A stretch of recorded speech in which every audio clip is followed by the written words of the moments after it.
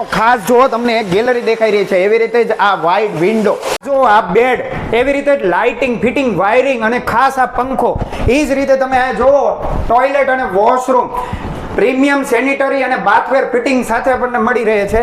મિત્રો આ તમને એવું લાગતું હશે કે આ એક ઘર છે. ના મિત્રો, આ સ્થાયી ઘર નથી કે બિલ્ડ કરેલું ઘર નથી, આ છે એક કન્ટેનર. આ બધી જ વસ્તુ છે ને કન્ટેનરની અંદર બનાવવામાં આવ્યું છે.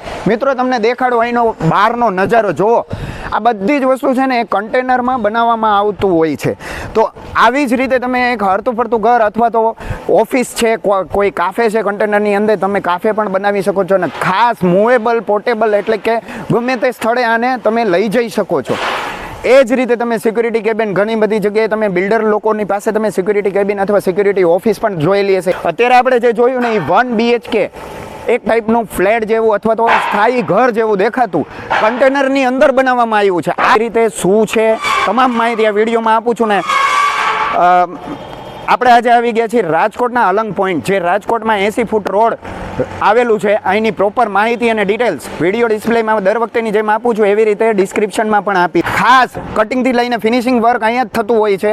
આ છે એક અલંગ પોઈન્ટનું મેન્યુફેક્ચરિંગ યુનિટ અને તમે ઘણા બધા કન્ટેનરો અત્યારે જોઈ રહ્યા તૈયાર થઈને પડ્યા છે, એટલે કે રેડી ટુ મૂવ, એટલે કે યુઝ માટે થઈને મોકલવામાં આવશે. એ ટ્રાન્સપોર્ટેશન ફેસિલિટી સાથે અહીંયા તમામ વસ્તુ થતી હોય છે. તો આ બધી જ માહિતી આપણે હમણાં અહીંના ઓથોરાઇઝ પર્સન એવા હાજીભાઈ મેમણ અથવા તો કમર રજાક પાસે આપણે લેશું. ચાલો વિડીયોની શરૂઆત કરીએ. આપણી સાથે અત્યારે જોડાઈ ગયા છે કમર રજાકભાઈ, જે ઓથોરાઇઝ પર્સન છે અલંગ પોઈન્ટના. કેમ છો? તો હવે થોડી ઘણી વિગત આપવાની છે ને. અત્યારે હાલની જે આ પ્રોજેક્ટ આપણે જોઈ રહ્યા છીએ, કન્ટેનરની અંદર બધું વસ્તુ આપણે પ્રોવાઈડ કરી છે કસ્ટમરના રિક્વાયરમેન્ટ મુજબ. કઈ રીતે અત્યારે કઈ કઈ વસ્તુ આપણને પહેલાં અહીંયા ફિટિંગ કરેલું છે ને આપણે એ બધું પોર્ટેબલ રીતે બનાવેલું છે? આ વસ્તુ છે ને 12 બાય 40 નું કન્ટેનર છે. આની અંદર આપણે પર્સનલ આપણી પાસે 12 બાય 12 નું રૂમ માંગેલું છે. હા, 4 બાય 8 નું ટોયલેટ માંગ્યું છે. જે આપણી પાસે સ્પેસ હોય છે ત્યાં એને કબાટ મૂકી દીધેલું છે. પ્રોપર એક કબાટ આપણે ફિક્સ કરી દેવામાં આવ્યું. ફેમિલી માટે કબાટ મૂકી દીધું. અને બાથરૂમ પણ આપણને દેખાઈ રહ્યું છે. તો બાથરૂમમાં આપણે બધી વસ્તુ પ્રીમિયમ ઉપયોગ કરવામાં આવે છે. વસ્તુ પ્રીમિયમ, બધી સેનેટરી વેર, બાથવેર ફિટિંગ જે આપણે યુઝ કર્યું, ફિટિંગમાં તમારે બધી વસ્તુ મળશે. ખાલી તમારે ઇનપુટ અને આઉટપુટ લાઈન આપવાની રહેશે, બસ એટલું જ. બાકી તમામ વસ્તુ આમાં જો ફિટ કરેલું જ આવે છે. ખાલી તમારે આઉટપુટ માટે થઈને તમારે ઉપર ટાંકી મૂકીને ઇનપુટ આઉટપુટ લાઈન દેવાની રહેશે. એ રહેશે. એક પ્રોપર તમે જુઓ દરવાજો પણ આપેલો છે અને આ વિન્ડો છે, ફૂલ વિન્ડો, એક વાઇડ વિન્ડો આપણને જોવા મળે છે, ફૂલ વિન્ડો.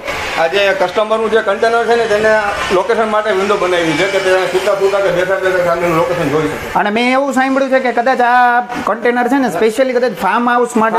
આ કન્ટેનર 14 ફૂટની હાઈટ ઉપર રહેવાનું છે. બરાબર. ઓ શું વાત છે. સ્ટ્રક્ચર છે એની ઉપર આ કન્ટેનર છે. એટલે કોઈ કહી ન શકે કે 1 BHK નથી આ. બરાબર છે. હવે આપણને અહીંયા પ્રોપર સોફા ને એ દેખાઈ રહ્યું છે. આ એની ઓફિસ એરિયા છે. બરાબર. આ ઓફિસ એરિયા છે, 20 ફૂટની ઓફિસ છે, 12 બાય 20 ની. અને પ્રોપર ફર્નિચર. આ એનું ફર્નિચર છે. 2 સોફા છે, ટેબલ છે, પાછળ સાઈડ યુનિટ છે એનું.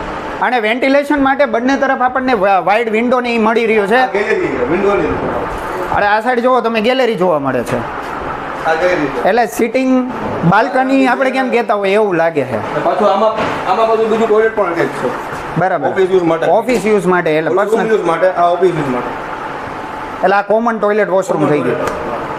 અને ઉપર તમે જુઓ પીઓપી વર્કિંગ અને ઇલેક્ટ્રિક ફિટિંગ, વાયરિંગ કમ્પ્લીટ, પંખો. આમાં ઓરિયન્ટના ફેન આવે રિમોટ વાળા.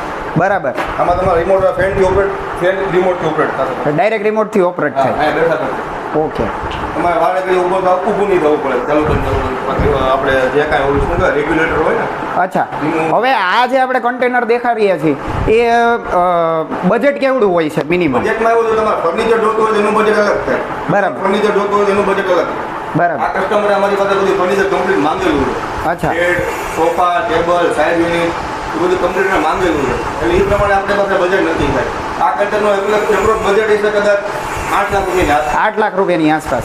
સિક્યુરિટી કેબિનની શરૂઆત મેં એવું સાંભળ્યું છે કે તમારી પાસે કંઈક 40-50 હજારથી 40,000 રૂપિયા શરૂઆત થાય છે આપણી પાસે સિક્યુરિટી કેબિન. સિક્યુરિટી કેબિનમાં 4 બાય 4 ની સાઈઝ આવે 40,000. બરાબર. અને એ પ્રોપર બધા બિલ્ડર કન્સ્ટ્રક્શન લાઈન ઉપર આપણે યુઝ થાય. આપણી પાસે જ આ બધી વસ્તુ, તમામ વસ્તુ આપણે અહીંયા જ બનાવવામાં આવે છે કે કટિંગથી લઈને ફિનિશિંગ સુધીનું તમામ વર્ક અને બધું કમ્પ્લીટ થઈ જાય પછી અહીંથી શિપમેન્ટ કરવાની જવાબદારી એ તમારી હોય કરવામાં આવે છે. આખું સ્ટ્રક્ચર અત્યારે રેડી થાય છે. અત્યારે કટિંગથી લઈને ફિનિશિંગ એટલે કે પ્રોપર આમનું મેન્યુફેક્ચરિંગ યુનિટ જોવા મળે છે. અને કઈ રીતનું કટિંગ થાય છે એ બધું અહીંયા જોવા મળે છે આપણને કાયદેસર. જો આખું સ્ટ્રક્ચર છે ફ્લોરિંગનું, આ રીતનું આપણું સ્ટ્રક્ચર બને છે ફ્લોરિંગ. ક્વોલિટી વર્ક એ તમે જોવો મિત્રો કે એવું નહીં કે ક્યાંય એવું પ્રોપર ફિનિશિંગ વર્ક એટલે પતરામાં આપણે મોટું આપણું બેનિફિટ એ છે કે આપણે જે વસ્તુ કસ્ટમરને કહીએ છીએ એ વસ્તુ આપીએ છીએ. બરાબર. એ ઓછા વસ્તુ કરીએ અને કસ્ટમરનું આપણે ઓર્ડર લેવા માટે કરીએ પછી વસ્તુમાં ફેરફાર કરી એવું નથી કરતા. તે કામ ચાલુ થયું છે આનું, ઓલું કન્ટેનર રેડી થઈ ગયેલું છે. આની ઉપર પછી લાપી, બોડી, શોલ્ડર, અસ્તર બધું થશે, બધું કમ્પ્લીટ થાય. બધું કમ્પ્લીટ થશે. એ થયા પછી ઓલું કમ્પ્લીટ જો આ છે ને આ અસ્તર લાગે છે. બરાબર. આ રીતે પછી અસ્તર માર્યા પછી આપણને આ રીતનું બોડીનું સ્ટ્રક્ચર દેખાય અને આના પછી અંદરનું જે બાજુમાં પડે જે કલર થઈ ગયા પછી બરાબર પછી કલર લાગે અને એના પછી અંદર પછી જે વર્ક કરવાનું હોય બધું પ્લાય આ તે બધું ફિટિંગ થાય. કામ પણ ચાલુ જોવું હોય તમારે એ કામ બરાબર. આ રીતનું તમારે છે ને કમ્પ્લીટ થઈ ગયા પછી આ પ્લાય લાગશે, નીચે કાર્પેટ લાગી જશે અને વિન્ડો લાગી જાય, વિન્ડોની બહાર સેફ્ટી ગ્રીલ લાગી. બરાબર. એટલે વાયરિંગ અહીંથી શરૂઆત થાય છે. તમારે ખાલી એમસીબી ની અંદર છેડા દેવાના રહેશે. બરાબર. પોઈન્ટ અમે આપશું. એસી નું point, electric point, wiring, plumbing બધું આવી જતું હોય ઉપર આઉટડોરનો પોઈન્ટ આવી જાય. અને ઘણા બધા વર્ક કરેલા આપણી પાસે કેબિનો તૈયાર પડેલા આ છે. છે ટીપોસ વાળાનું છે. મિત્રો તમે વિચાર કરો કે ટીપોસનું કામ એ આપણને અહીંયા જોવા મળે છે. આ અત્યારે ટીપોસનું કન્ટેનર છે આમાં હજી વર્ક બાકી છે. અને ટીપોસનું તમે નામ સાંભળ્યું જ હશે ને, ટીપોસનું જ કન્ટેનર આ રેડી થઈ રહ્યું છે. આની સાઈઝ કઈ રીતે છે ને 8x40 નું છે. એ લોકોની સાઈઝની રિક્વાયરમેન્ટ 8x40 નું છે અને આ જે ફાલકા છે બરાબર.